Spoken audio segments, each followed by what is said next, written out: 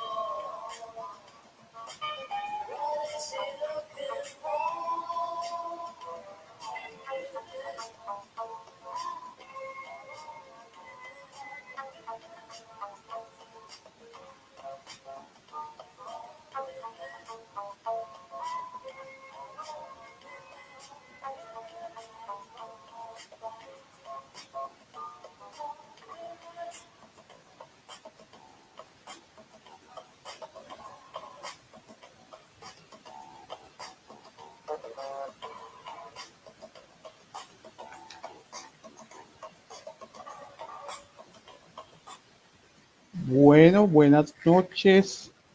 Saludar a todas las personas que se están conectando a este en vivo. Darles la bienvenida. Muchas gracias por estar aquí con nosotros una vez más en estas quimiosesiones poéticas y literarias. El día de hoy tenemos el gusto de tener la presencia de una invitada muy especial, Diana Gutiérrez, desde Medellín, que ya nos ha acompañado en otros programas también que ha realizado el colectivo Leuquemia Literaria. Un saludo también para todas las personas que hacen parte de este hermoso colectivo de Leuquemia Literaria. Detrás de esto hay un grupo humano muy bello y pues estarán también allá en sus casas conectados. Entonces, nada, agradecerles y bueno, les voy a presentar a nuestra invitada del día de hoy. Ella es Diana Gutiérrez, estudiante de Historia de la Universidad Pontificia Bolivariana, comunicadora en lenguajes audiovisuales de la Universidad de Medellín, diplomada en Pedagogía, egresada de la Escuela Crítica de Cine también de Medellín. Y el resultado de todo esto es una mujer totalmente apasionada por la historia del arte, poeta, escritora.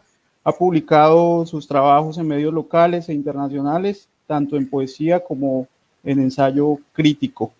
Ha trabajado también como redactora de contenido de redes, docente de apreciación artística y también como docente de crítica de cine y fotografía. Buenas noches, Diana, ¿cómo te encuentras?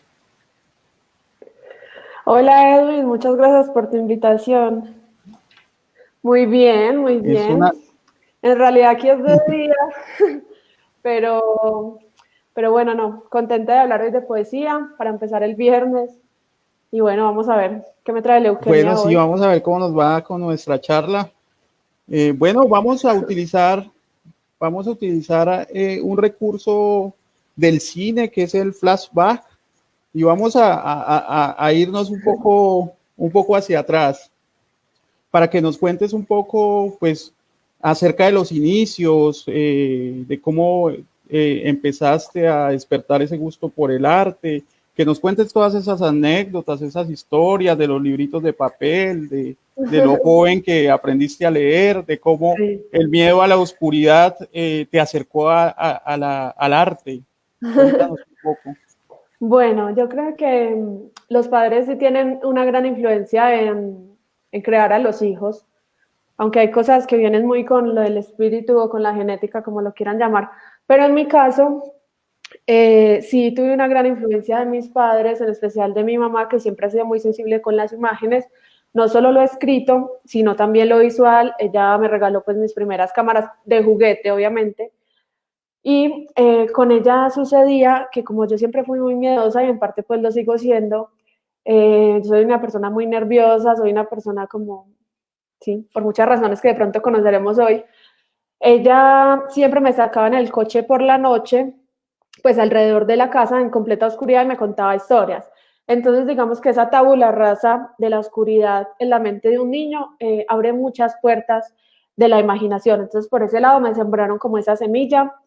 Yo aprendí también a leer muy pequeña, yo aprendí a leer como a los 3 años y precisamente en uno de los poemas yo cuento esa historia de que yo aprendí a leer con la revista Semana de los 90, que no era lo más adecuado para aprender a leer, pero me ponían esos ejercicios de leer los titulares, de leer pues, las letras más grandes. Me sentaba con mi mamá cuando llegaba de trabajar y se me despertó como esa pasión por el lenguaje, por ese lado, y aprendí también a escribir muy pequeña y mi primer cuento lo escribí como a los 5.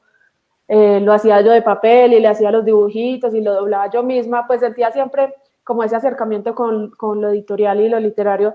De hecho, tengo eso que tienen muchos niños, de que yo siempre le pedía a mi mamá el mismo cuento y yo ya me lo sabía, pero de hecho no sé científicamente qué significa eso, qué placer encuentra el niño ahí, pero yo siempre quería escuchar el mismo cuento. Hubieran 20.000 cuentos más, pedía siempre el mismo y lo disfrutaba siempre de la misma manera. Entonces, en mí estuvo siempre ese acercamiento con lo literario y mi mamá, digamos que lo incentivó muchísimo.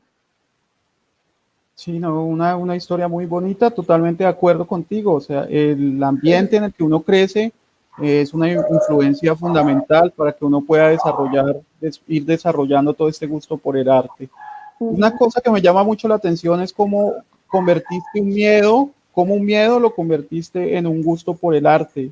Yo Sí, quisiera también preguntarle a la gente que nos está escuchando y que se está conectando también para que nos comenten ahí en el chat, cómo también o qué experiencias ellos también nos pueden relatar de cómo han convertido sus miedos en algo positivo. Sí, en este caso el miedo a la oscuridad por el gusto a la lectura o a las historias de narración, ¿no? sí, Que sí. creo que fue lo primero con lo que empezaste. Y eso también nos conecta un poco con el tema de hoy, que es la mujer, y que ser mujer en Colombia también es vivir con miedo, y que en Ujú. parte la manera que yo encontré para exorcizar un montón de preguntas respecto al cuerpo y a todo lo que uno vive como mujer también fue la literatura. Entonces, digamos que el miedo es algo que no se acaba, pero que sí se transforma y que se puede poner en diferentes soportes, no solo pues en lo literario, en lo artístico. Creo que también hay historias respecto al miedo de ciertos pintores muy interesantes llevados allí. Sí, totalmente de acuerdo contigo. Tú empezaste también muy joven a escribir diarios, ¿no? Sí, yo tengo un documento de Word muy chistoso porque yo empecé por ahí desde los 10 y medio o 11 años a escribir mi biografía, así la había puesto. Yo toda Ujú. pretenciosa, pero me sentaba todos los días a escribir cualquier cosa que sucedía pues con mi familia, alrededor de, no sé, de mi barrio, lo que fuera, y cogí esa disciplina. Entonces empecé a cogerle amor al hecho de escribir todos los días. Ya luego eso se transformó en un interés más onírico y actualmente yo tengo un diario de sueños, pues que sí lo trabajo ya de una manera más literaria y soy muy Ujú. buena pues recordando los sueños precisamente porque todos los días los escribo, o al menos los que me parezcan un poco más reveladores, pues. Entonces sí tengo ese hábito, no necesariamente porque quiera publicar, no lo hago como un ejercicio personal de encontrarme también a mí misma allí y si no tengo dónde escribir, lo escribo en el celular o lo escribo en una libreta, pero sí tengo como esa labor personal de escribir los sueños importantes porque también enriquece de alguna manera el poder creativo. Entonces, eso es un hábito, pues no sé, que a muchos escritores les podría funcionar si no tienen todavía la disciplina de escribir diariamente, mantener siempre Ujú. una libreta y hacer ahí las notas, creo que ayuda muchísimo a aclarar la mente y sacar también lo que sobre un poco, depurar las ideas y el lenguaje es muy importante. Sí, hay Y demasiado. también por esa conexión con lo visual. Yo creo que lo que más me gusta de escribir es que también puedo hacer películas dentro de mí. Ujú. Entonces yo sí lo conecto mucho con la palabra en relación con lo que logra generar en lo visual. Eso me importa muchísimo. Sí, es una relación bastante, que está bastante presente en tu obra y que bueno, a lo largo del programa lo vamos a ir trabajando, esa conexión entre la palabra y la imagen que siempre está presente en tu obra. Y ese otro elemento que nos acabas de mencionar, que es también el elemento de lo onírico, del ensueño, de la ensoñación. Bueno, saludamos a las personas que se están conectando, Cristian Camilo Bastidas desde Jamundí, Luis Eduardo Sánchez desde Bogotá. No alcanzo a ver más por ahí, más comentarios. A saludar a todos y recordarles la pregunta. Lo que le estamos preguntando al público es cómo han logrado transformar uno de sus miedos en algo positivo. ¿Qué experiencias nos pueden comentar a ese respecto? Bueno, vamos a hablar del cine. Vamos a hablar del cine porque sé que es una parte que te interesa bastante. Te interesa bastante y bueno, tú tienes de hecho algo que se llama, si me equivoco me corriges, que se llama, creo que es un blog que se llama Pensamientos de Arte y Cinematografía. Se llama, Punto Crítica. Es un blog en el que hago textos y ensayos críticos sobre obras de arte y sobre películas. También hay una sección dedicada solo a lo colombiano, que también es importante hacer esa diferenciación porque hay una idea, me parece a mí errada, de que no hay buen cine en Colombia, y creo que el cine colombiano sí es susceptible de apreciación, de análisis, y que no nos quedemos solo en las películas o de narcos o mal hechas, sino también conocer nuestra propia historia. Hay una sección dedicada al cine colombiano y ya al arte en general, que por lo general es uno hace una selección subjetiva de lo que le gusta o de lo que le interesa, no necesariamente le tiene que gustar, y ahí está, pues, por ahí, si tienes el enlace al final lo podemos compartir, si no yo te lo paso. Sí, allá al final compartimos todo esto para que la gente lo vea. De eso yo quisiera rescatar, tú que tienes, digamos, tu última crítica, es algo que escribiste sobre lo siniestro en lo cinematográfico del cine colombiano. Sí. Eso, pues digamos que me interesó mucho y también esta de la nostalgia que hace al cineasta, cineasta. Eso está basado en la película de Almodóvar, ¿no? De Dolor y Gloria. Sí. Y también hay otra que se la recomiendo mucho para la gente que nos está escuchando. ¿Qué clase de payaso lleva un arma? Sobre de Joker, que fue todo un boom.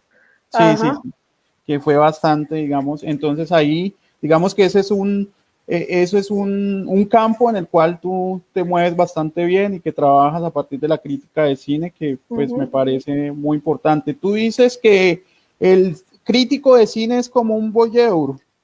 La crítica de arte permite el desarrollo estético del juicio, un estudio filosófico vital y una poética de la mirada. ¿Nos puedes desarrollar un poquito más eso?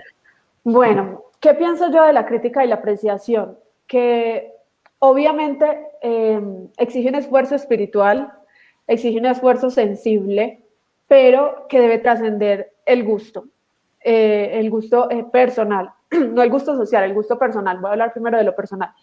¿Qué pasa cuando hablo de una poética de la mirada? Es algo que también se entrena, es decir, no es que uno nazca con eso, sino que uno se entrena con elementos integrales, o así lo veo yo. Por ejemplo, para hablar de crítica de cine, también es importante hablar de poesía, también es importante hablar de buen uso del lenguaje, también es importante hablar de composición, también es importante hablar de teoría del color. Entonces hay un montón de saberes que se encuentran y que enriquecen la mirada del espectador o del crítico y que precisamente van construyendo una estética o poética de la mirada. No es algo que, digamos, tenga unos pasos definidos, sino que uno lo va desarrollando alrededor de las fuentes que va leyendo o absorbiendo. Y se hace en el tiempo, o sea, no tiene como un manual propiamente, pero sí una pregunta por la historicidad. Yo nunca me desligo de lo histórico, de dónde estamos mirando, dónde estamos parados y qué preguntas nos podemos hacer desde ahí. Por eso meto ahí la filosofía y la poesía, porque no es solo lo técnico. Muchas veces uno puede saber que una fotografía se divide en tercios, pero si uno no conoce la teoría del color o las relaciones complementarias del color, no puede ir un poco más allá hacia la psicología de los personajes, por ejemplo, que es algo bastante tratado en el cine. Entonces creo que ahí confluyen un montón de saberes que constituyen el pensamiento artístico. Y bueno, profundizando un poco en un término filosófico, lo que Roland Barthes llamaría el puntum. El puntum es esa característica que no podemos definir en palabras, pero que nos toca dentro. cuando vemos una imagen, o lo que Walter Benjamin llamaría el aura de la obra de arte, Laura. que es esa huella auténtica que resiste al paso de la historia y que es como una luz que nos ilumina cuando estamos relacionándonos con la obra. Eso mismo está presente en el cine para mí, y eso mismo está presente en la poesía, que hay poemas que desbordan una huella auténtica del escritor y hay poemas que no tanto, y que eso incluso trasciende el gusto, porque hay escritores que a mí quizá no me gusten, pero yo puedo identificar su huella auténtica y valorarla históricamente. Entonces creo que el lugar de la apreciación y de la crítica es precisamente esa madurez de entender que no me tiene que gustar, pero que me puedo acercar con respeto a valorar la obra. Para mí esa es la postura más importante en el arte. Claro, porque escribir poesía o escribir en general es de una u otra manera trazarnos imágenes, de una u otra manera es una construcción de imágenes, y el ejercicio poético es de una u otra manera un ejercicio poético también subjetivo, ¿no? Entonces, en ese orden de ideas, creo que a eso responde la consideración o la apreciación que acabas de hacer, de que no a todos nos gustan los mismos poemas, pues la subjetividad de cada persona y la historia que hay también de cada uno y que nos acompaña también en nuestras lecturas. O sea, nosotros no vamos a leer un texto sin toda esa carga emocional que nosotros tenemos, aunque bueno, los académicos y filósofos me fusilarían por lo que acabo de decir, pero no importa. Bueno, está un poco tímida la gente, veo que no nos comentan, coméntenos algo, les hicimos una pregunta, nadie se ha atrevido a contestarla, que nos comenten alguito, que nos saluden o por lo menos nos digan desde dónde se están conectando. Por ahí te saluda Diego Mercado, sí, te saluda. Diego. Un abrazo enorme. Diego es un escritor boliviano, tengo que decirlo. No sé, me gustaría que se acercaran también a él, es un gran escritor. Lo conocí precisamente en el Festival de Cochabamba, en Bolivia, y me alegra mucho que esté conectado, la verdad. Claro, no, Diego, bienvenido. Leuquemia es una casa para todos. Y bueno, también nos saluda por ahí Dani, nos saluda Javier, Mauricio Serrano desde Bogotá, Andrés Fonseca desde Buenas. Bueno, seguimos con esto.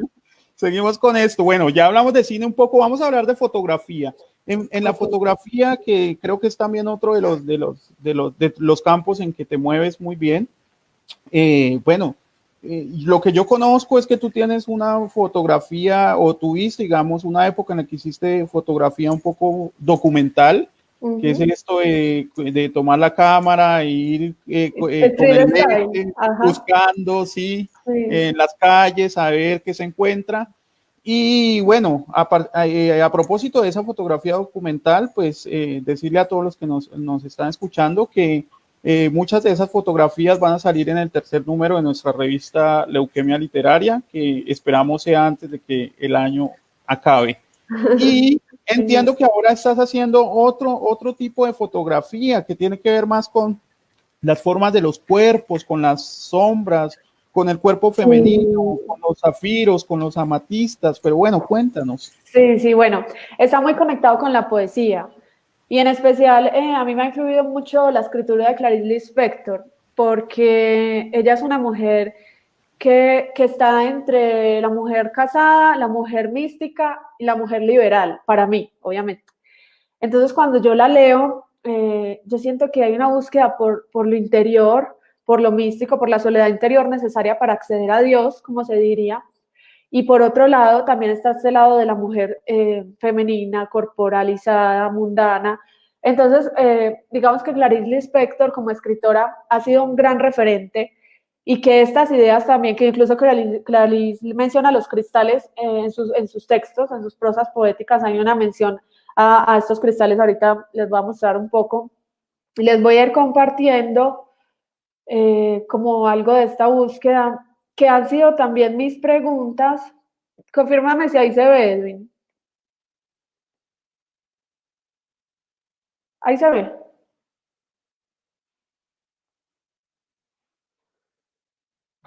Listo.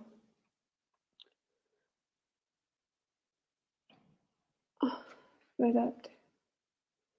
Bueno, que han sido también mis preguntas por el cuerpo femenino. ¿Qué significa el cuerpo femenino? A ver, yo ahí están preguntando. Sí, ahí se ve, ahí se ve. Listo. ¿Qué han sido mis preguntas frente al cuerpo femenino? ¿Qué es el cuerpo femenino para nuestra sociedad? ¿Qué significa ser mujer en esta sociedad? Entonces me he hecho esas preguntas, incluso ha sido un ejercicio muy personal porque la mayoría son autorretratos en relación con estas preguntas que también están en el libro La mujer de correría, que ya ahorita hablaremos de él. Y es precisamente si hay un lugar para lo sagrado en nuestra sociedad y también en relación con lo femenino. Si hay o no ese lugar sagrado y por qué. Y digamos que para mí los cristales representan esa reconexión con la tierra o con lo no matérico o con lo metafísico. Entonces esas preguntas me las hago en relación con el cuerpo. Y a ver, ahí está.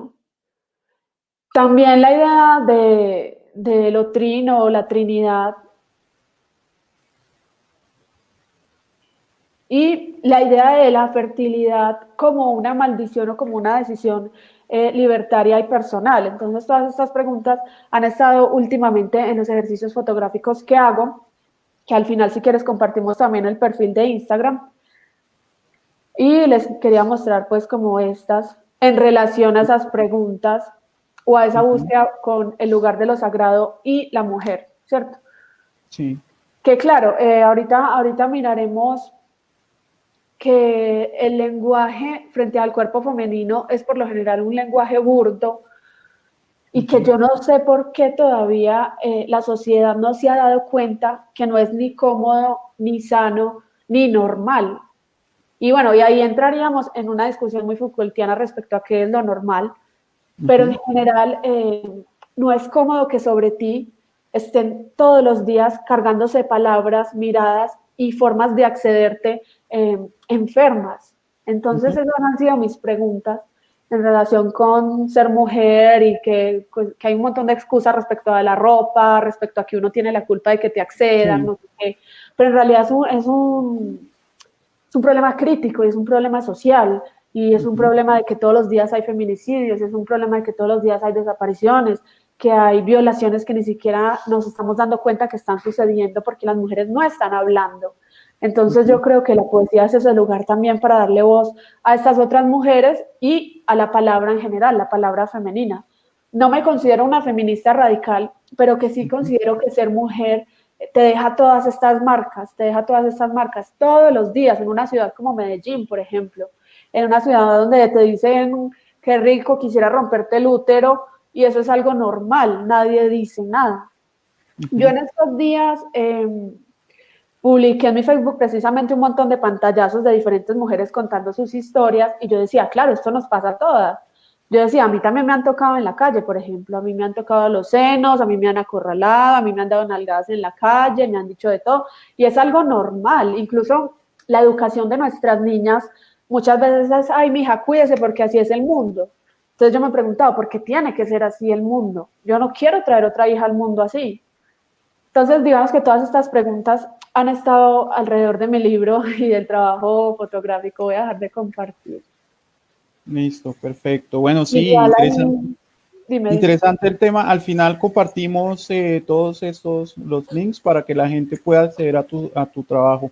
Igual, claro, lo que tú hablas es demasiado importante como a través del arte, de la poesía y de la fotografía se puede encontrar un espacio también para pensar esas formas en que se ha abordado el tema de lo femenino en nuestras sociedades. Es una tarea, yo creo que urgente. Yo creo que para nadie es un secreto, o sea, hay que hablarlo, hay que decirlo directamente y es una tarea urgente porque estamos viviendo en sociedades enfermas. Sí. Realmente creo que no hay otra palabra y pues todas estas cosas hay que hacerlas evidentes y trabajarlas y abordarlas desde todos los espacios desde donde nosotros nos movemos. Entonces, pues de eso quería hacer un comentario, que en estos días releía uno de mis poemas más cortos, pues que en realidad es una línea, y es un poema que se llama Casa de Pique, porque bueno, el concepto en sí mismo me parece una locura, que exista ese concepto como algo real, que existan casas donde pican gente, que existan casas donde hay locos a los que les pagan para que piquen gente, especialmente aquí en Antioquia y en Colombia, me parece un absurdo. Pero me parece más absurdo aún que para mí Colombia es una casa de pique. Para mí Colombia es un lugar donde todos los días matan, desaparecen o agreden personas y esa es la normalidad, o sea, lo raro sería que eso no pasara. Lo raro Entonces, sería. todas esas preguntas de verdad que todos los días me invaden y yo digo, bueno, esto tiene que ir un poco más allá de lo escrito también, tenemos que empezar a educar mejor a los niños, a los que somos docentes, empezar a dejar otras ideas que se legitimen en el tiempo, porque quizá para los que ya están haciendo el daño es muy difícil cambiar, pero estos espacios de diálogo son fundamentales. Sí, ahí ya introduces tú un poco la labor pedagógica, ¿no? También el rol del docente como, bueno, lo hablábamos también en la vez pasada, el rol del docente como agente transformador y también la labor pedagógica que tenemos. Por eso también queremos pues invitar a las personas que nos están escuchando y que se están conectando a que nos vayan comentando allí, que nos van escribiendo, que van pensando acerca de estos elementos que nosotros vamos trayendo acá, que eso es también importante, ¿no? Y saludar a todos los que van llegando, a Javier Mauricio Serrano, bueno, Enrique, Jonathan, Noel, Laura Forero, que acaba de llegar y nos comenta, exacto, qué bueno que abordemos estos temas. Gracias, Diana, por tan excelente trabajo. Sí, son temas que hay que abordar y que, bueno, vamos a seguir abordando en el programa ya con las preguntas que se vienen. Bueno, de la fotografía, entonces pasemos... bueno, ahí en ese mismo blog de cine, de crítica de cine, van a encontrar también crítica de arte, ¿no?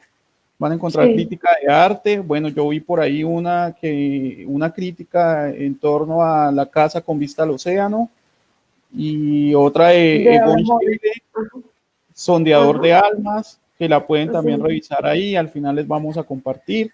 Van a encontrar ensayo crítico. Hay uno sobre la cuestión de la naturaleza humana entre Kant y Freire Nietzsche, uno a partir del texto de la pregunta por qué es la ilustración y del escrito sobre verdad y mentira en sentido extramoral, y el ensayo de la crítica de cine como hermenéutica existencial. Bueno, ahora sí se puso, me puse un poco contento porque la gente está empezando a comentar. Eso me gusta, que vamos charlando acá, porque este programa lo hacemos entre todos. Y bueno, vamos a hablar de poesía. A ver. Si te parece. Claro que sí. Bueno, en poesía, en el 2017, vamos a hablar del 2017 y de este texto que se llama Ese delirio, la noche, los alucinógenos y la decadencia de la noche y las preguntas alrededor de la psiquiatría. Bueno, esa es mi sombra, mentiras. Ese libro nació en un momento en que las preguntas me abrumaban en demasía y me ganaban en ese sentido. Entonces, fue una época de sombra. Es un libro egoísta, porque muchas veces el escritor es egoísta. Por eso hoy yo quería, pues hoy hablo de mi presente, de mi actualidad. Quise que mi libro abarcara mi sociedad y las mujeres, no sé qué, porque mi primer libro fue muy personal. Mi primer libro fueron preguntas precisamente alrededor del delirio que te puede habitar, no sé, a medianoche, en el insomnio, en el cansancio, en los fármacos, todas esas preguntas por el delirio y la idea de estar fuera de sí, la idea de ser otro, siendo uno mismo, la pregunta por la identidad, la pregunta por el nombre. Todas estas preguntas las aborda ese libro y es un libro que ya casi no leo en los eventos ni en los recitales, pero digamos que también me hizo, el delirio también me hizo en su momento. Y o sea, me interesa ahora, ¿qué? Es un libro olvidado, lo escribiste y lo dejaste allá. Es un hijo pródigo que no va a volver. Sí. Y me interesa más hoy hablar de mi contexto, porque digamos que yo también me he transformado y he sentido que la labor del escritor debe ser crítica. No entro en discusiones bizantinas de si el arte tiene o no una función social. Para mí, Diana, sí debe tenerla. Hay personas que hacen arte por el arte, es totalmente libre esa decisión. Yo creo que el lugar del arte también debe ser crítico, entonces también estoy tratando de mejorarme en eso. Y en proponer claro, un libro diferente. El arte tiene totalmente, yo estoy de acuerdo con esa afirmación, el arte tiene una función social, la poesía tiene una función social y yo creo que eso es fundamental y creo que muchos de los que están acá están de acuerdo con nosotros, o bueno, no tienen que estar de acuerdo con todo lo que decimos, pueden también estar en desacuerdo, pero creo que lo que tú dices son dos caminos, ¿no? Son dos caminos y cada uno escoge su camino y mira a ver por qué senda se va dirigiendo. Bueno, tú tienes recientemente también participaste en esta antología de La Pájara Pinta, ¿no? Editada por La Pájara Pinta. Sí, hicieron una buena selección, bastante amplia. Uh-huh. Bastante amplia. Estuve ahí, participé como con 2 poemas, precisamente uno hace parte del libro, el otro no. Uh-huh. Pero me pareció que como editorial hicieron una buena labor, reunieron una buena cantidad de escritores jóvenes, conozco a la gran mayoría, y trataron de hacerlo como desde diferentes contextos. Bueno, muy y bien. esa antología está gratuita en la página de ellos, para el que quiera ir a leer. La Pájara Pinta. Ajá, sí. Listo. Bueno, vamos a hablar entonces de la mujer de correría. Sí. Empecemos hablando de dos cosas. Primero, me gustaría que hablemos de ese título de la mujer de correría, pues para que la gente entienda un poco el sentido de la palabra correría. Sí. Y otra, que habláramos un poco de la imagen que teníamos nosotros que usamos como para promocionar el evento de esa mujer que teníamos ahí, ¿sí? Bueno. Entonces, hablemos un poco en torno a eso. Bueno, les voy a contar así la historia. El título surgió una tarde que yo estaba montando en bicicleta. Creo que fue la misma tarde que me dieron la nalgada porque me la dieron en bicicleta, 2 sujetos en una moto. Entonces yo dije, bueno, salir a la ciudad tiene como un doble sentido. Salir a la ciudad siendo mujer, por un lado es una aventura, que la correría tiene 2 connotaciones. La primera es aventura, pero la segunda es acceder a un territorio peligroso, acceder a un territorio amenazante, saquear, o sea, ir a un territorio y saquear, estar en un territorio peligroso. Esa es la segunda connotación. Entonces, para mí, salir a la ciudad es y era eso, y más sola, en bicicleta, cuando te dicen todo lo que te dicen. Entonces yo decía, tiene esa doble connotación la idea de ser mujer en una ciudad y tener un cuerpo de mujer en una ciudad. Es por un lado una aventura y por otro lado habitar un territorio amenazante. De ahí surgió el título y me gustó y surgió de una manera muy automática. Yo iba caminando con la bicicleta y dije, ay, la mujer de correría. Y digamos que desde ahí lo vengo trabajando, eso ya fue hace 3 años. ¿Y cuál era la otra pregunta? Ya me acordé. Y por respecto a la imagen. La Lucrecia romana. La Lucrecia romana. La Lucrecia romana es esa mujer que se suicida luego de ser violada precisamente por el asalto a sus valores o el asalto a la moralidad.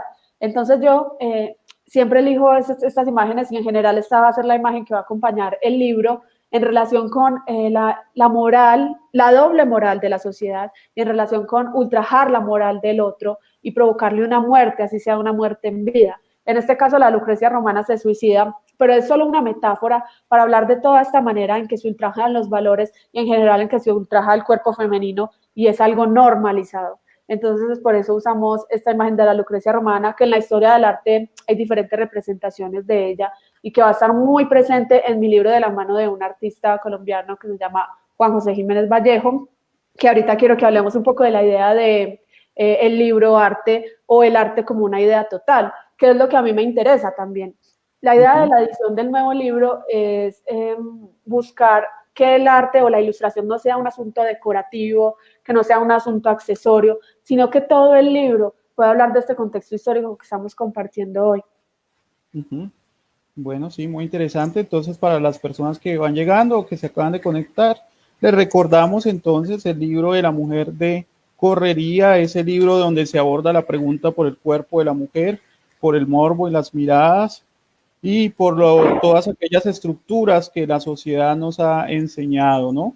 O sea, esos roles que nos ha enseñado la sociedad y que de una u otra manera, pues, nos pone, digamos, a repensarnos, ¿no?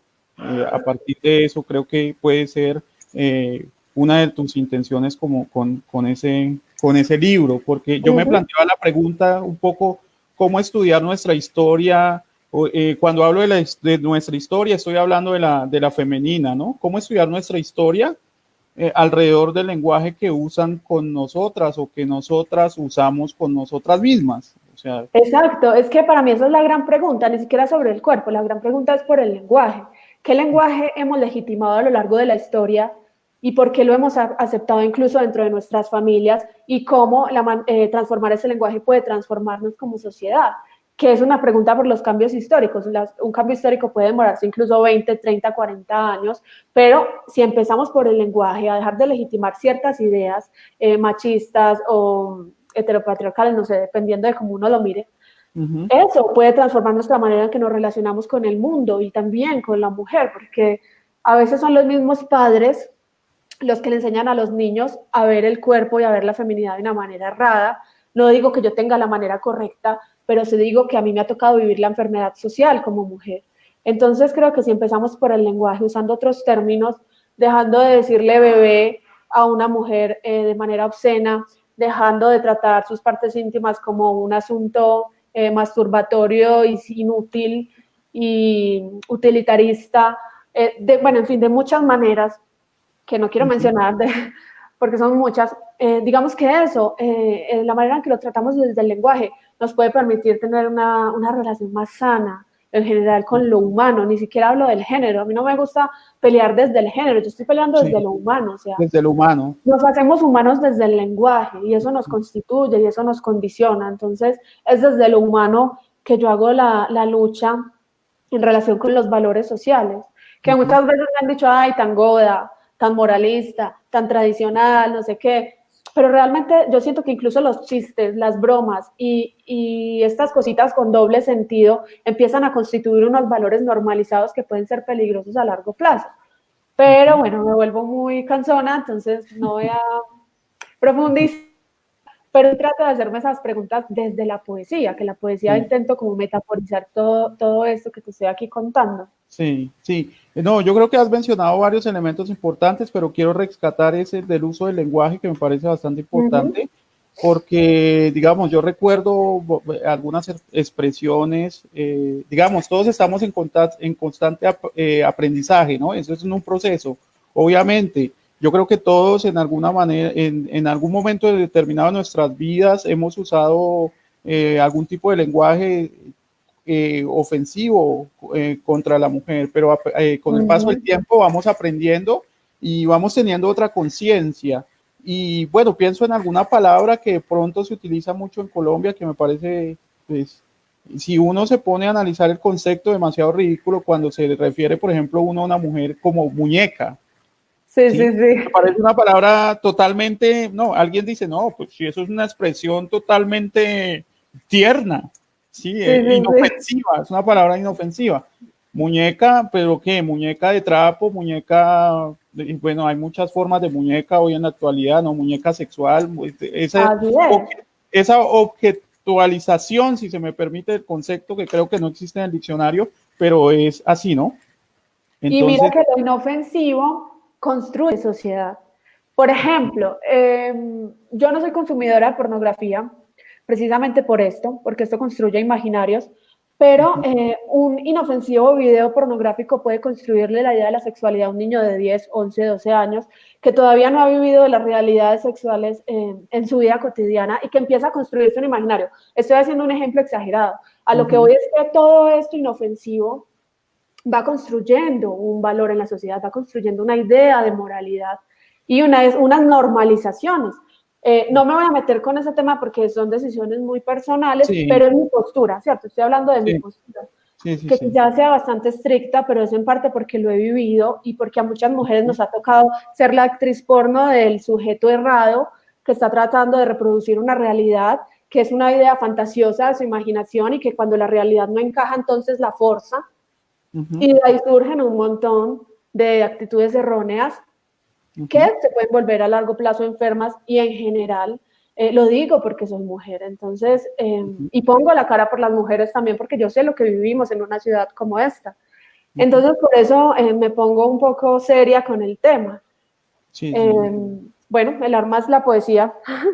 Bueno, sí, ese era un elemento, el del lenguaje. El otro elemento que te quería mencionar, que tú también lo tocaste, es el elemento de trabajar desde lo humano, que también me parece un poco, me parece más profundo, a veces que no es que queramos negar esta cuestión del asunto del género, no es eso, sino que me parece más profundo que dialoguemos en el campo de lo humano, porque en definitiva lo humano es, creo yo, que lo fundamental. Creo que yo la semana pasada estaba tratando de escribir algo donde decía yo precisamente que teníamos que ponernos de acuerdo en lo fundamental y que lo fundamental era que no reconocíamos al otro o a la otra como ser humano. Y mientras eso no pase, pues estamos muy mal. Vamos a estar muy fritos. Bueno, yo creo que puedes ir revisando por ahí a ver qué nos quieres compartir para la lectura. Mientras tanto, yo voy por acá saludando a la gente. Voy saludando a Vanessa, a Enrique, que dice que es muy hermoso compartir el arte, y a Lulu Liz. Y entonces, pues vamos a leer poesía. No sé qué nos has preparado. Bueno, no, pues le damos los hits alrededor del lenguaje. Podemos leer el del video. Dime. Puedo pedir. A ver. Puede pedir. Dímelo. Cuando uno piensa, bueno, tú hablas de ser mujer contra todo pronóstico, no sé. Sí. ¿A qué te suena? Contra todo pronóstico, listo, ese es uno. Traía Sublime Poema Una Mujer que Pasa, y traía el número 1, que es el del videopoema, y otro par por ahí. Entonces, bueno, podemos empezar con el que tú dices. Bueno, vámonos con ese. Ver, el 30, es que yo lo tenía por acá. Espérate. Ya, aquí está.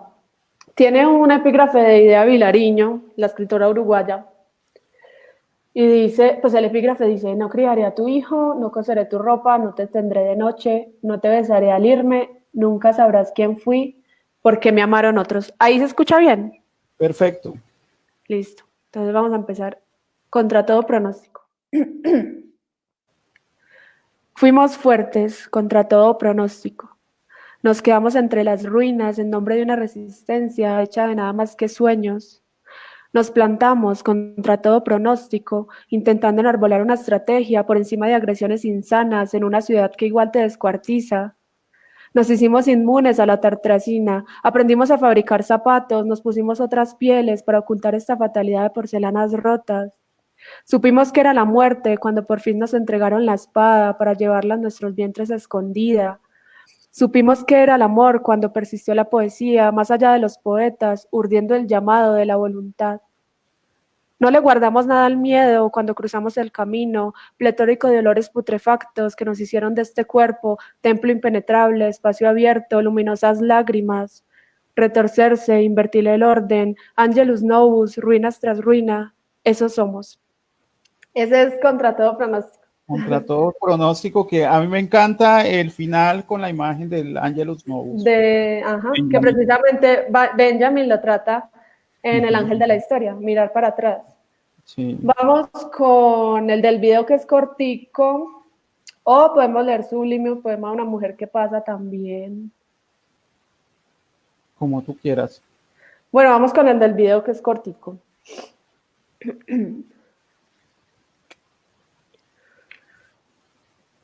Por el ángulo exacto de tus curvas, el odio es un himno en vano sobre tus caderas. ¿Para qué vivimos? ¿Para qué nos movemos? ¿No eras vos a quien llamaban detrás de los muros todos tus amantes? ¿Te gustaría que fuera más dulce, más frágil, más delicadamente silenciosa? Dime si te gusta este cuerpo que me dieron, un mejor diseño, mejor arquitectura. Si yo fuera más, si yo fuera suficiente, ¿eso qué significa?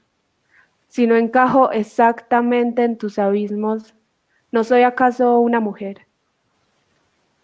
Ese es el video de preguntas incómodas. Sí. Genial, maravilloso. Bueno, seguimos saludando a las personas y esperamos pues que nos comenten, que nos cuenten o nos digan algo, porque pues ya que nos ha tocado vivir esta época así como desde la virtualidad, pero pues A mí sí me gusta que la gente nos comente y que nos diga cómo van sintiendo la vaina, porque si no, me siento como un robot ahí hablando y me preocupa. Bueno, hermosos, hermosos poemas. Bueno, sigamos hablando entonces hay una parte en ese libro precisamente que es una sesión de diarios y cartas en prosa para mujeres, ¿no? Para mujeres de la historia. Bueno, precisamente por mi preocupación alrededor de la historia del arte, quise hacerle honor con prosas poéticas a algunas artistas de la historia, no necesariamente porque me guste su obra, como les decía, no tiene nada que ver con el gusto, hay unas que me gustan más que otras, pero sí por darles un lugar importante desde lo poético y también por darlas a conocer, quizá haya gente que no las conozca y que pueda servirles de algo acercarse a estas obras de pintoras artistas, y tienen una sección dedicada a ellas en forma de cartas en prosa poética. Y también la idea es incluir en el libro como la obra o la pintura alrededor de la que está inspirada el texto. Esto me parece importante precisamente por una pregunta histórica, no tanto poética.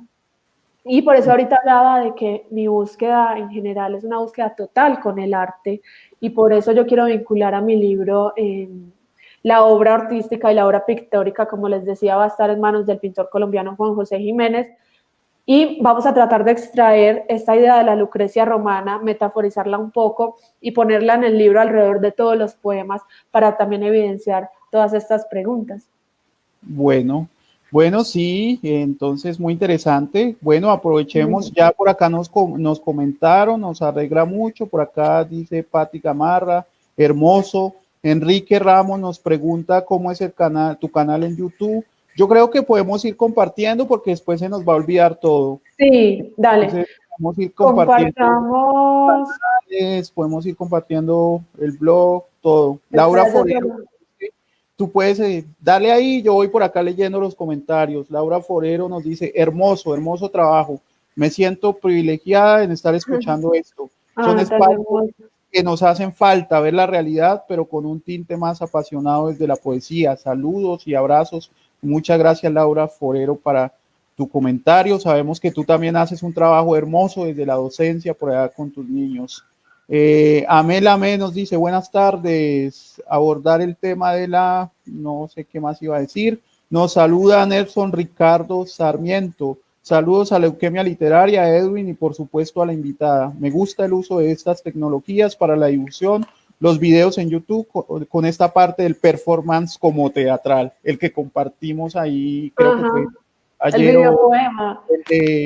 Y también el de Umbrales, que fue el performance que tú hiciste con tu equipo.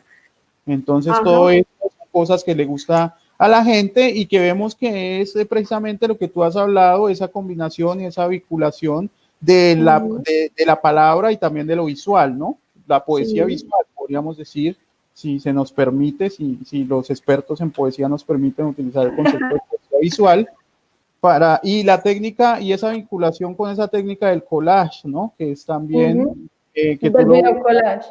Sí. como para llegar a otro tipo de público, me decías tú, ¿no? Ajá, la imagen tiene un poco más de difusión y recordación en general en los medios, en las redes sociales hoy. Entonces, para mí, aparte de que es un disfrute, también ha sido una herramienta para generar estos contenidos poéticos con lo audiovisual. Ahí ya te puse ahí el enlace del canal, de la fotografía y del blog de cine en el chat de nosotros, para que se lo compartas a las personas si quieres.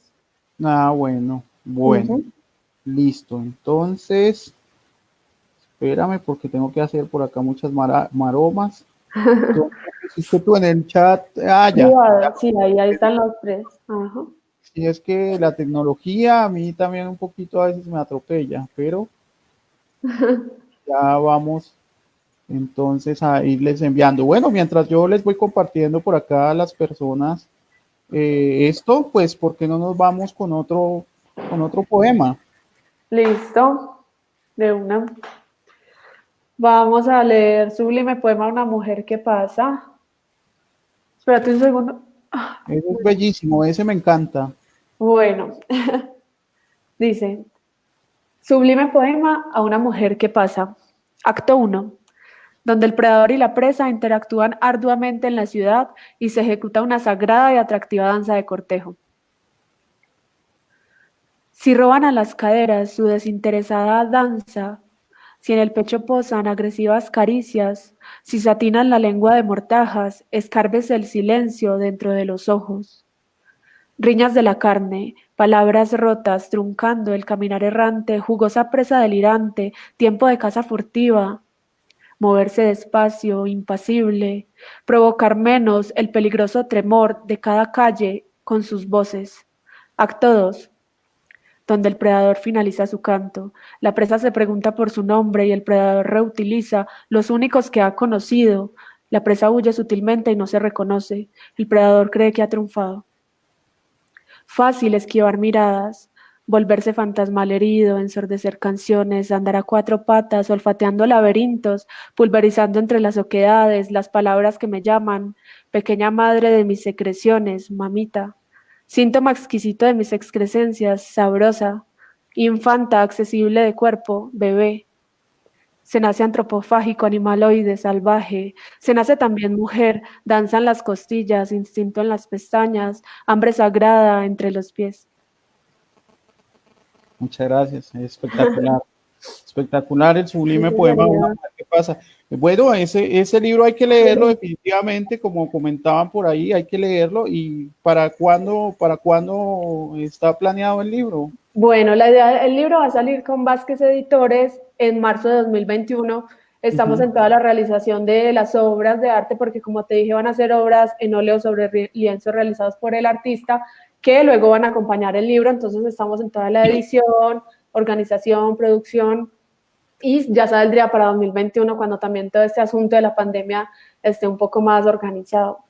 Bueno, y eso lo va a hacer la ilustración y eso lo va a hacer Juan José, ¿cierto? Ajá, eso lo va a hacer. Sí, bueno, entonces también compárteme también el Instagram, claro, de Juan José, todo para que la gente lo tenga, que trabaja el Instagram de él es del atelier de la pintura y para que la gente, hay mucha gente joven que se está acá conectando, entonces para que la gente se conecte también y busque por ahí el atelier de la pintura, y son unos trabajos bastante hermosos. Ahí te compartí los dos arrobas, así con esos arrobas lo encuentran en Instagram. Juan José Jiménez Vallejo completo. Y ya el proyecto que tenemos conjuntamente, que es el atelier de pintura, donde producimos obras de arte desde cero a pedido, retratos y arte clásico y todo esto, para que también lo conozcan. Que como les decía, digamos que las pasiones de mi vida irremediablemente será el arte, entonces ahí les dejo también para que conozcan su trabajo y que estén pendientes del lanzamiento. Y que detrás de un libro hay muchas personas, ¿no? Que eso es también interesante, ¿no? Porque a veces los escritores, y ya tú lo decías, pecan a veces por egoístas y aparece el escritor, pero no aparecen todos los que están atrás, ¿no? La corrección de estilo, la elaboración de la portada, bueno, la ilustración. Esto es un trabajo mancomunado, esto es una cuestión de equipo, ¿cierto? Entonces, por eso me parece interesante. Bueno, tu libro va a salir entonces en marzo del 2021. Yo me voy a atrever a hacer algo osado. Las personas que estén pendientes, vamos a estar pendientes acá y al final vamos a hacer una pregunta. Y la primera persona que nos conteste bien la pregunta, le vamos a regalar un libro. Leuquemia asume los costos. me van a matar los del equipo. Leuquemia asume los costos y le vamos a regalar un libro a la persona que nos conteste bien, pero para que conteste bien tiene que estar súper pendiente de lo que hemos hablado. A ver, ¿qué vas a preguntar? Vamos a ver qué pasa. Bueno, listo, entonces hemos llegado a una parte interesante de nuestro programa y está basada precisamente en ese poema tuyo de preguntas incómodas. Esta es una de las partes que más le gusta a la gente que nos escucha, las preguntas incómodas. Bueno, tú ya conoces cómo son, están basadas precisamente en el nombre de tu poema, ¿sí? Y pueden ser preguntas, desde preguntas muy ridículas hasta preguntas más complicadas. Tú estudias cuáles contestas y cuáles no. A ver. Bueno, mi primera pregunta, Ajá. ¿una semana sin comida o una semana sin arte? Eh, mm, media semana sin comida y media sin arte. Ok. Bueno, mi siguiente pregunta, ¿cuál es la mejor silla en el cine? Um, la mejor silla del cine es un, dos, tres, cuatro. Bueno, depende del teatro. Sí. Lado izquierdo, parte Ujú. central, Sí. en la mitad. Sí, ¿En la mitad o a la izquierda? porque es que uno a veces va y se sienta o muy cerca de la pantalla y O tiene muy que lejos. termina con dolor de cuello o muy Ajá. lejos. Bueno, en fin, eso hay que saberlo, no es una pregunta, digamos, No, no es muy boba, no es no boba. es boba. Además, no, fuera de charla, el fenómeno visual tiene un orden al recorrer la pantalla. Precisamente eso hace parte de la apreciación visual. Y es que uno empieza del lado izquierdo hacia el costado derecho como si fuera una especie de Z. Entonces, en ese sentido, la apreciación desde la izquierda siempre podría ser más cómoda si lo miramos de una forma muy somera. Ok, Entonces, no es capciosa, no es capciosa. ok. Y los que escribimos con la mano derecha también miramos de Yo soy izquierda a zurda, yo derecha. soy zurda. Zurda mucho honor, zurda mucho honor. Ok, o sea, todos somos zurdos para mirar. Sí. Bueno, la siguiente pregunta es los estrenos. Respecto a los estrenos, pues quería preguntar si es buena idea ir a los estrenos. Depende. Por ejemplo, yo pienso más en los realizadores jóvenes y los realizadores independientes. Es muy Ujú. importante apoyarlos. Los estrenos comerciales tienen una característica y es que la distribuidora ya va ganando todo. Ahí Sí, no tiene pierde la distribuidora y pues el gestor comercial. Los cines se llenan así y el cine comercial listo, tiene todo el derecho de existir. ¿Qué digo yo? Apoyar, es más importante apoyar los estrenos de los realizadores independientes, colombianos o jóvenes, porque allí es ujú, donde hay un mayor esfuerzo, menos apoyo comercial, porque no están en las grandes distribuidoras y más fácil de que se caigan en la escala de ventas. Entonces creo que sí ujú. es importante apoyar en ese sentido a los realizadores jóvenes y a los lanzamientos de los independientes. Ok, muchas gracias. Porque me pregunta por los estrenos, porque es que hay un fenómeno bastante, pero bueno, esto pasa más, sobre todo en el cine comercial, como tú lo mencionaste, que la gente va a los estrenos, perdón, y salen con todo ese tipo de comentarios y todas ese tipo, esa crítica de cine, o sea, que salen ya como con los Ajá. comentarios y pues uno se queda como con eso y se pierde uno como la oportunidad de tener Sí, la sí, libertad sí, sí. de emitir su propio juicio. Entonces, pues no sé, yo veo cine, me gusta mucho también el cine, sobre todo el independiente, pero también me gusta, digamos que si la gente se ve la película este año, yo me la veo dentro de 2. Ajá. Rebelde y rezagado, rebelde y Para, rezagado. realmente vivo así, pero para por lo menos tener la oportunidad de emitir mi propio juicio. Ajá. Bueno, creo que bueno, esto ya lo respondiste sobre las ventajas del cine independiente respecto al cine Sí. comercial, entonces a los invitamos a apoyar el cine independiente. Ah, bueno, esta pregunta es interesante. ¿Tenemos que ser todos críticos de arte o críticos de literatura o críticos de cine o cómo hacemos para no evitar esos extremos? No, es que ser crítico no es una criticonería. Ser Ujú, crítico es una decisión.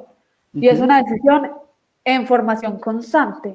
Entonces, nadie tiene que ser nada. Es una decisión que yo tomé, por ejemplo, y que yo dije, ve, me quiero formar en teoría del arte, me quiero formar en teoría visual, a diferencia del que eligió ser cineasta, ujú, que se está dedicando a dirigir y a crear sus películas. Yo me quise dedicar por pasión, por vocación a la enseñanza y a la teoría crítica. ujú, Entonces, creo que no está mal ser diletantes, no está mal el disfrute del arte, porque es ujú, que el arte también está para eso, para su disfrute, para su sensibilidad. Pero sí creo que ser críticos es una vocación y la vocación es de la lectura y no solo de lectura de letras, estoy hablando de tener una vocación por la lectura visual, tener una vocación también por la lectura pues, literaria, editorial, tener una vocación por el aprendizaje diario, porque cada día hay una nueva curaduría, cada día hay nuevos artistas, cada día hay nuevas películas, cada día hay nuevas obras de arte. Entonces es un camino que no se acaba y también es el camino de la humildad, porque lo que conoce un curador no lo conoce el otro, lo que conoce un crítico no lo conoce el otro. Entonces también es un camino de sinergias, pero sí creo que es una decisión muy personal, que es una decisión diaria de ver arte diario, de ver cine diario, de leer diario, y que si uno no siente esa conexión y prefiere criticar, pues vaya y disfrute con sus amigos un rato y de alguna manera que no envilezca el trabajo crítico real. Sí, sí, muy importante ese elemento que tú mencionas ahí del aprendizaje constante y el asunto de la humildad, que es demasiado importante, sobre todo para la gente joven que nos está escuchando y que se quieren inclinar por alguna cosa artística, ya sea la literatura, la pintura, el cine, o yo creo que en lo que sea que uno haga en la vida, la humildad y la sencillez es muy importante, y no convertirse de pronto en ese tipo de personajes que forman sus círculos de eruditos, intelectualoides, y que miran a los demás como que siempre como por debajeando el trabajo de los demás. Yo pienso que esa no es la labor. Y que tengo que decir, esto lo tengo que decir, en la escena antioqueña, literaria, hay intelectuales, lobos disfrazados de ovejas, y hay que tener cuidado con eso, porque a mí me han tocado muy malas experiencias con ciertas editoriales. Claro. Que te venden una idea en cabeza de un gran intelectual, sí, y resulta ser todo un impostor que envilece el trabajo literario que colectivos como ustedes y como muchos otros sí están realizando. Entonces creo que también hay que ser cautos con qué editoriales elegir y en cabeza de quién entregar el trabajo. Eso es fundamental. Eso sí que hay que hacer un juicio crítico ahí profundo respecto a la escena editorial antioqueña. Me parece muy importante. Por no decirte Medellín, pues.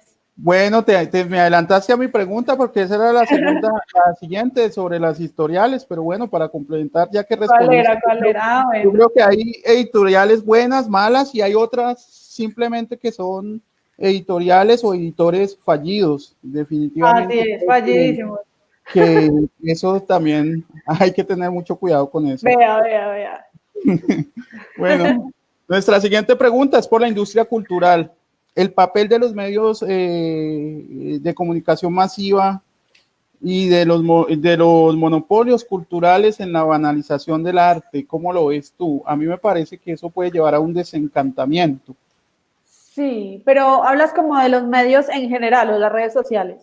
Sí, los medios de comunicación masiva, las redes sociales. Pues yo veo que hay dos direcciones, una que nos puede llevar a la banalización, pero hay otra dirección en la que se puede como canalizar algo positivo. No sé, ¿tú cómo lo ves? ¿Tú qué te mueves en ese medio?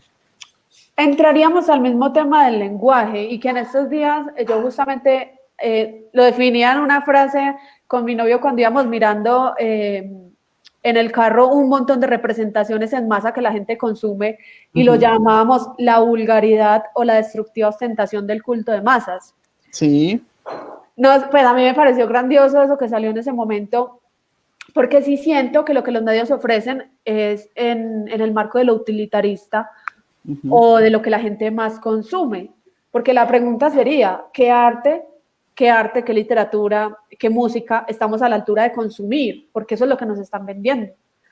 Sí. ¿Por qué en estos espacios de literatura y diálogo un viernes hay 20 personas? ¿Y por qué, si estuviéramos hablando de los culos más chimbas, habrían 100 personas?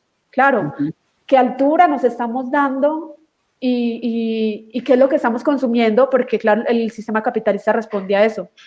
No estoy en desacuerdo con el capitalismo, pero el individuo sí es responsable de consumir.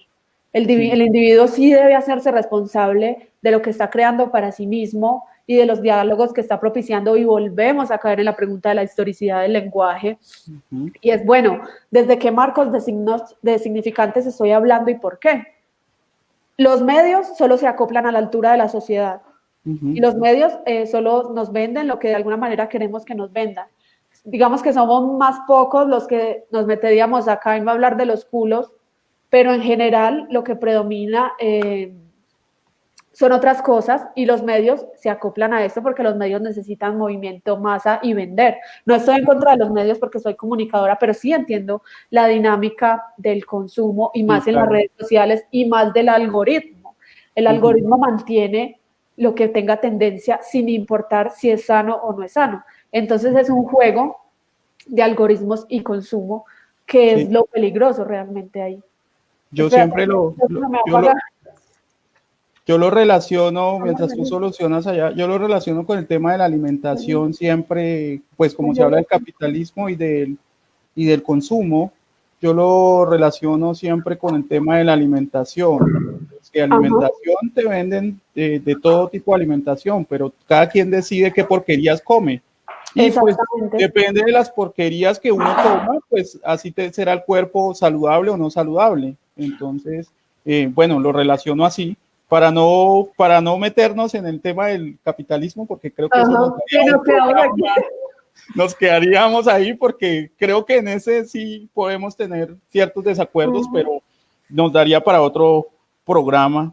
Entonces, no, respondamos la pregunta de Michelle Salamanca. Dentro del concepto del lenguaje, ¿cómo podrías definir la obscenidad en las redes sociales? Obesidad, ¿será obscenidad? Obesidad. Yo creo que es obscenidad, ¿no? O obesidad. Sí, no, yo creo que es obscenidad.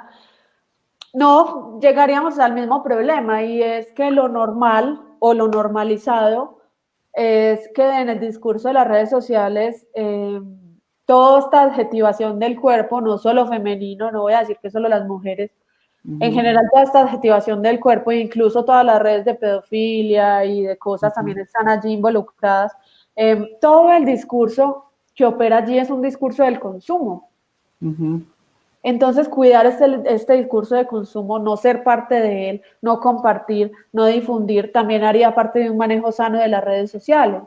Por ejemplo, yo soy comunicadora, yo trabajo con redes sociales lastimosamente o gracias a Dios, no sé, pero yo veo mis redes sociales como un lugar precisamente para poder compartir la literatura. Yo no veo, yo no me paso bajando hacia abajo, ni en chismes, ni perdiendo, o sea, yo no invierto más de mis horas laborales en esto porque entiendo que hay allí una dinámica del consumo y que las imágenes que tú ves son las imágenes que te va a brindar el algoritmo. Entonces, ser responsables de lo que vemos es también gestionar ese algoritmo o ese contenido que nos llega en redes sociales. Ya nos pusimos muy, muy profundos con el tema comunicacional, pero sí me he cuido de los manejos del lenguaje y de lo visual en las redes sociales, precisamente porque también representa un respeto para mí y para mi historia.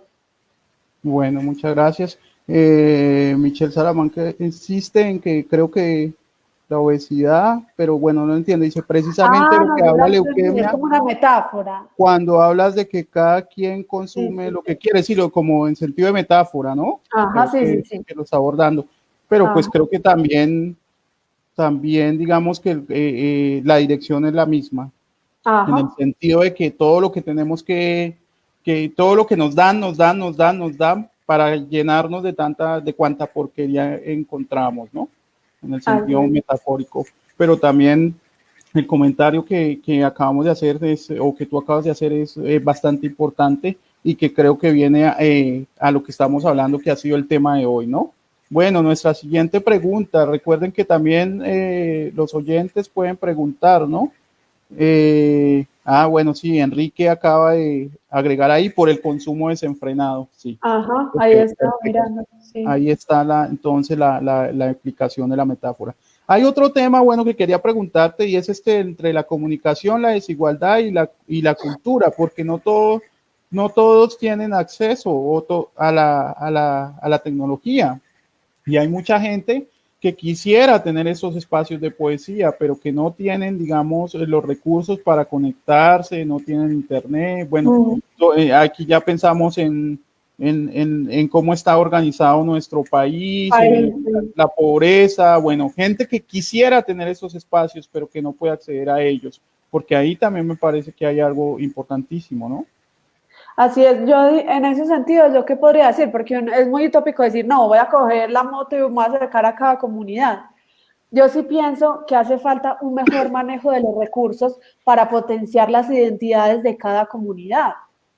La comunidad afro que tenga su líder, que pueda auspiciar dentro de esa comunidad todo lo que es el impulso artístico, literario, y que estas mismas comunidades se puedan agremiar e ir generando un contenido mayor. ¿Qué pasa? Que hay un gran robo de recursos y que lo artístico está como en el último escalón de importancia, porque se cree que eso no produce y se cree que incluso en los territorios rurales es más importante formar un pescador, es más importante formar un emprendedor que un escritor. Bueno, y en parte hay que comer y en parte hay que ser productivos, pero lo humano, que el arte hace parte de lo humano, nos hace de alguna manera mejores personas en sociedad. Lo humano y lo histórico son componentes que han hecho muchísima falta para sanar un poco todo este rencor que vive lo colombiano y también toda esta ignorancia que habita en lo colombiano. Entonces yo sí creo que sería labor, bueno, que menos mal nosotros tenemos este espacio y es muy positivo, pero sí es labor de cada comunidad apropiarse de su cultura y apropiarse de sus recursos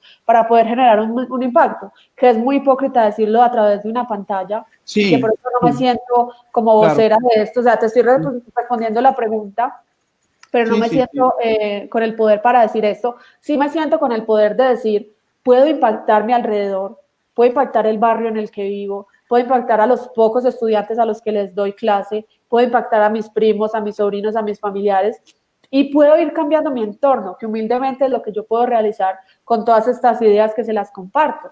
Si yo conviviera en una comunidad rural, si yo conviviera en otro territorio, quizás estaría intentando hacer lo mismo con los recursos que hay, pero sí hace falta un poco más de autenticidad y motivación en todo lo que es el área artística, que por lo general es relegada o se ve como algo inútil, y en realidad es súper valiosa para formarnos como seres humanos realmente humanos.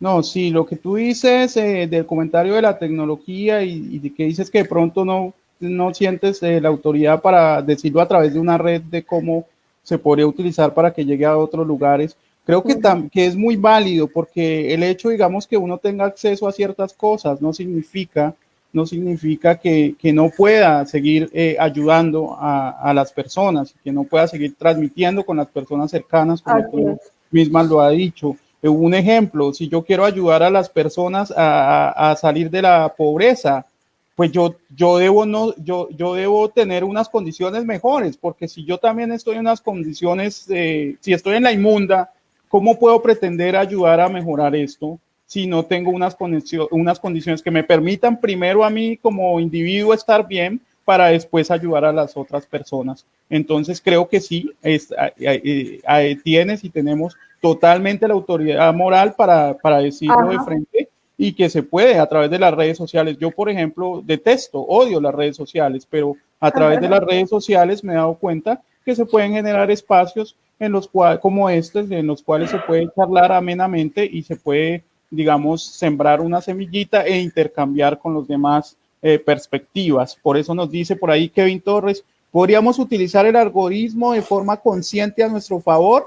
Ejemplo, yo quiero aprender a dibujar, sería bueno reaccionar a cosas de dibujo para que así aparezcan cosas de dibujo y poder de cierta forma sacarle provecho. Claro, ese es el experimento que yo hago a diario. Les voy a decir, bueno, para los que no saben, yo soy community manager, entonces por eso les hablaba del algoritmo y es muy sencillo y por eso uno puede conocer a una persona solo viendo lo que el algoritmo le tira.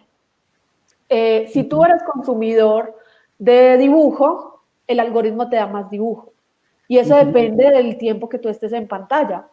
Cuando yo me aburro de que me ofrezcan lo que me ofrecen, lo que yo hago es empezar a deseguir personas o páginas y seguir unas nuevas de mi interés. Y así lo que yo voy a consumir se me llena de lo que me interesa y me voy renovando. Entonces, por lo general, uno sí puede tener un control consciente de lo que consume en redes sociales porque uno es quien decide qué sigue y qué cantidad de tiempo se queda sosteniendo la pantalla. Todo esto lo están midiendo constantemente y por eso te ofrecen lo que te ofrecen. Si uno quiere aprender a dibujar, como está diciendo Kevin, simplemente empieza a ponerle atención más a lo dibujo que a las demás cuentas y poco a poco eso va a tener preponderancia. Es algo súper de lógica, matemática, y sí sucede y sucede muy rápidamente. Sí, porque si uno se pone ahí a buscar por ejemplo, se pone a buscar unos que pizzas y no sé qué, pues todos los días le van a llegar exacto. promociones. Así es. Entonces, sí, obviamente, pues lo que acabas de mencionar es muy importante. Bueno, dice Patti Gamarra, el arte humaniza, por eso no le dan importancia. Michelle dice, el dilema, Michelle Salamanca, el dilema es que la publicidad y la propaganda nacen de la intención de manipular e influir en el comportamiento de las personas. Sí, Entonces, bueno, se podrá diferenciar qué es propaganda y qué qué es no. propaganda y qué no. Bueno, esa es una discusión bastante interesante, pero Sí. creo que el tiempo no nos da para tanto, pero obviamente la discusión de la publicidad y de la propaganda, obvio, la manipulación está ahí, obvio, está Así ahí es. la manipulación, está presente, eso no lo podemos obviar. Bueno, mi última pregunta. Si las A ver. mujeres, más que una pregunta, busca hacer una reflexión. Si las mujeres escribieran un diario en el que se relatan las barbaridades y los acosos sexuales en nuestro país, ¿cuántas páginas tendría ese diario o cuántos capítulos? Bueno, un tratado al día, sería un tratado al día, o sea, serían 365 tratados al año. Ujú. Cada tratado, si uno habla de una morbosidad al día, cada tratado podría tener 100 páginas al día, lo que sería 365 tratados de 100 páginas cada uno al año. Pero fuera de charla, sí hay una enfermedad social evidente. Sí, Incluso sí, dentro de nuestras familias, yo siempre insisto, yo nunca lo pongo afuera, nunca lo ujú, pongo afuera. Yo lo ujú, pongo incluso en mí, que estoy legitimando yo como mujer. ujú, No lo pongamos afuera, porque esa es la gran trampa, ponerlo en los demás. claro. Y yo empiezo por mí, yo empiezo a descubrir todos los errores enmascarados en mí que estoy legitimando. Sí, Entonces, de construir la historia, empieza también por deconstruirse a sí mismo. sí, y mirarse uno, es construirse a sí mismo y lo que decimos, es una enfermedad que abunda por ahí, este tema en los diferentes escenarios y bueno, incluso también en los medios artísticos, ¿no? También que uno pensaría que estos son campos que están libres de todo este tipo de No, asuntos, pero en realidad no. Entonces, bueno, alguna vez yo hacía un comentario, te comentaba a ti que yo tenía una frase ahí medio sacada de cajón, esas frases de cajón sí, sí, que sí. decía que alguien que le gustara el arte o que tuviera sensibilidad poética, pues sería incapaz de hacerle daño a un ser humano, pero pues obviamente y lamentablemente las acciones o los hechos de algunas personas inescrupulosas demuestran que esa Sí. frase es totalmente de cajón y que Y bueno, la megalomanía, la megalomanía histérica es algo que abunda en el intelectual uh-huh, y que el intelectual, algunos usan eso para uh-huh, timar a las personas y que precisamente eso es de lo que habría que cuidarse. La figura del uh-huh, intelectual como el megalómano enmascarado es bastante delicada y por eso el saber implica una postura humilde. Yo no confío en las personas que se cierran en el saber como algo acabado, que se cierran en el saber como una verdad unívoca, que no propician el diálogo y que propician el insulto, uh-huh, porque es peligroso. O sea, el saber, la literatura, el arte, la escritura es un lugar para el aprendizaje y la humildad. uh-huh, Hay personas que escriben mejor que otras, sin duda, pero el diálogo es también ese lugar de aprendizaje. el Entonces yo diálogo. intento propiciar y por eso me gustan estos espacios y participar, porque yo Uh-huh. sé que no todas las personas piensan como yo y no me interesa, Sí, no, pero eso no. sí hablar, quedar con preguntas, no necesariamente con Sí, respuestas, quedar con preguntas generar incómodas. reflexiones, generar preguntas incómodas, Eso es sí. lo que me interesa, incomodar. Y Me interesa incomodar, incomodar. sí, eso es bastante bueno. Y ahí comenta, bueno, el último comentario que vamos a leer, porque ya se nos está acabando el tiempo, dice Kevin, ¿qué piensa de que el algoritmo está creando dicotomías o sociedades polarizantes? Es decir, que en un tema irse al extremo, ya que si el algoritmo detecta tu posición política o tu opinión sobre un tema, solo la refuerza. Sirve no reaccionar o directamente solo reaccionar a las opiniones contrarias a las tuyas. Tema delicado ese, creo que lo hablamos Delicado. nosotros también esta semana, lo habíamos charlado. Ajá. Tema Bueno, delicado. no voy a profundizar, solo voy a decir que no soy partidaria de compartir posturas políticas en redes sociales, porque siento que de alguna manera toda esta masa se vuelve títere de lo que sería una tendencia virtual. Sí. No peleo de manera virtual, no batallo en redes sociales y no sigo estas tendencias en redes sociales porque precisamente se quedan en una discusión bizantina digital que realmente no impacta el entorno ni está transformando mucho. Yo lo que hago sí es denunciar, por ejemplo, cosas concretas como desaparecidos, como agresiones, Sí. en redes sociales, pero no planteo posturas políticas precisamente Sí. por lo que estoy diciendo. Claro, porque además yo tampoco quiero profundizar en eso, pero además ahí somos presas precisamente de un juego político que ni siquiera es el nuestro, entonces de voluntades ajenas a las nuestras y que, bueno, yo creo que la labor es otra, la labor es ponernos a trabajar y a construir nuevos horizontes, que es desde lo posible, de lo que podemos hacer, y no ponernos a responder a comentarios desde algo de lo que no podemos hacer, pero que sí se genera toda esa violencia simbólica y más que simbólica, a veces se lleva a la realidad. Entonces yo pienso que eso le está haciendo un gran daño a nuestro país, lamentablemente. Ojalá la gente entienda que hay otras maneras como el arte y la poesía para buscar puntos de encuentro. Bueno, se nos está acabando el tiempo, entonces, bueno, nos faltan dos cosas. Una, la pregunta para ver quién se gana el libro que saldrá en el 2021. ¿La haces tú? ¿Yo? ¿O la hago yo? A ver, tiene una por ahí. Bueno, tiene que ser una pregunta en torno a lo que, en torno a lo que hemos hablado. No sé, de pronto en torno a tu libro. Podemos hacer una pregunta en torno a tu libro. Podemos preguntar, ¿qué representa metafóricamente la figura de la Lucrecia romana? No sé si todos los que están ahora estaban en ese momento. Esa pregunta, sí, esa pregunta está interesante, pero no está fácil. Pero bueno, que valga ganarse el libro. Entonces, ¿qué representa la figura de la Lucrecia romana? Listo. Nos dice que Kevin, hay una frase que dice: en una sociedad de dicotomías, conversar es un acto de rebeldía.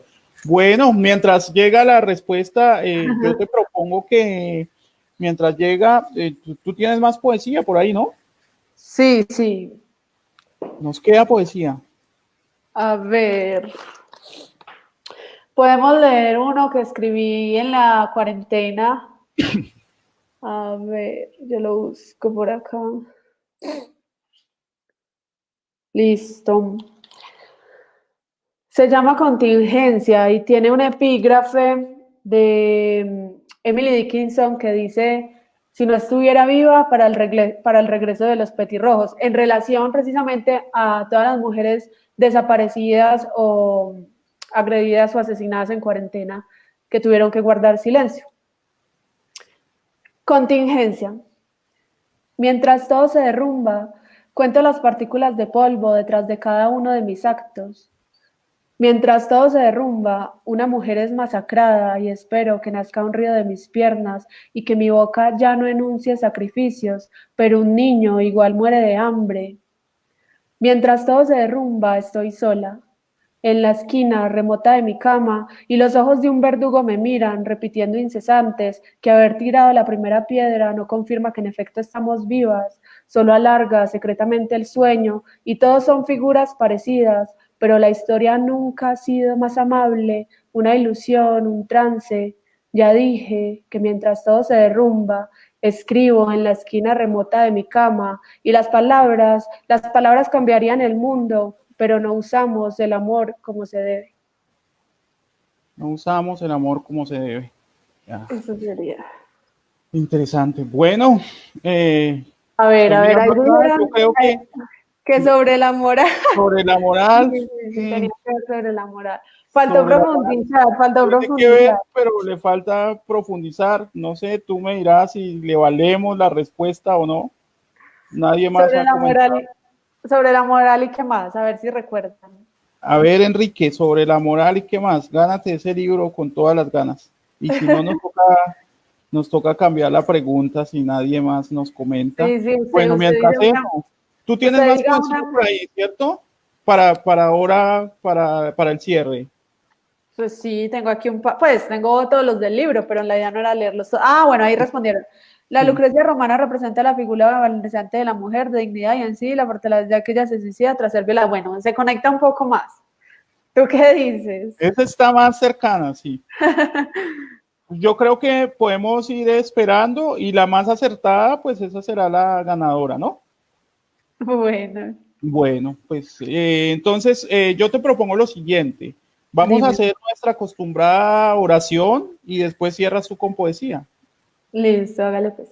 Bueno, entonces mientras tanto la gente va ahí eh, con la respuesta esa de la Lucrecia romana que está como complicada la vaina, pero la idea es que alguien se lleve el libro. ¿Listo? Dale. Bueno, vamos con nuestro pregón. Es justo y necesario que el Estado y los políticos corruptos cesen ya de desangrar al país. ¿Acaso qué eterna deuda estamos pagando? ¿No había pagado ya el Padre Eterno la deuda de Adán? No queremos ver más sangre derramada. ¿Hasta cuándo? Basta de tanta ignominia. Estamos cansados de vivir en la patria de los eternos falsos positivos, la patria de la brutalidad policial y de la brutalidad de las Fuerzas Armadas.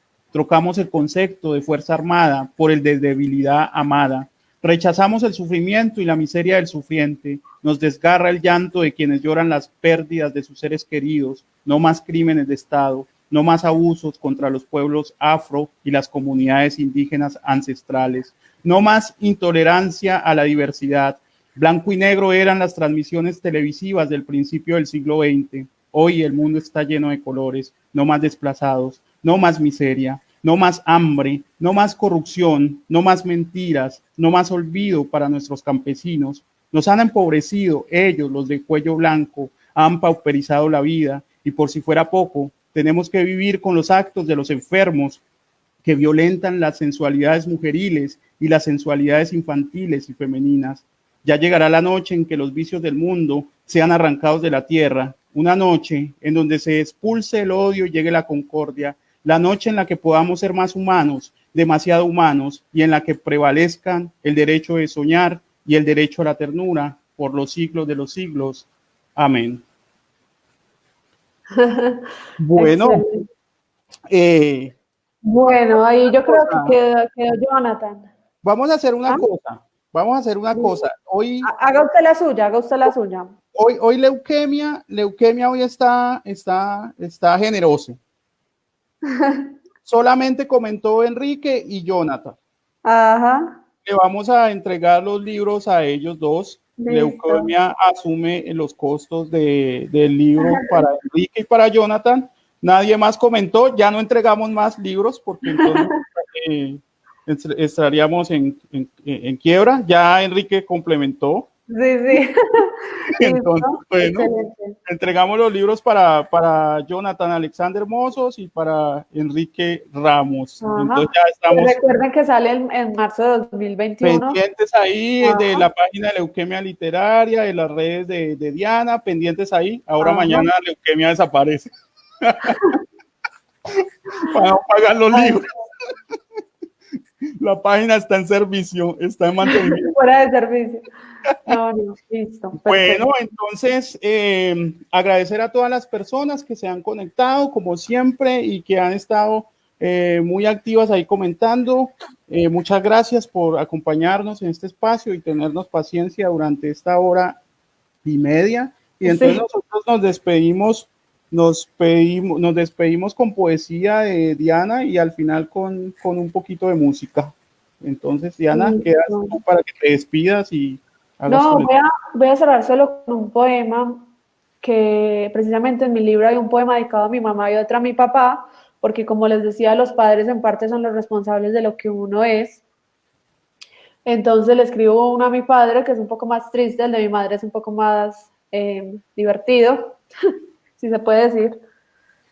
Bueno, voy a leerles entonces este que está dedicado a mi mamá. Como les dije, ella es en parte de las que más me impulsó a amar el arte, a escribir y a leer. Y se llama Mi madre pinta. A ver. Mi madre se enfurece cuando digo que no creo en la pensión ni en salvaguardar mis fragilidades en garantías estatales. Mi madre me hizo esteta, me obligó a romper mi propio límite, le puso pelos a las calaveras, años a mis primeras lecturas, lápices a mi mano izquierda, germinando rosas en territorios baldíos. Madre, tú que pintas sobre lienzos, paisajes al óleo, retratos, ¿recuerdas en esos momentos la hipoteca, la banca, el mercado?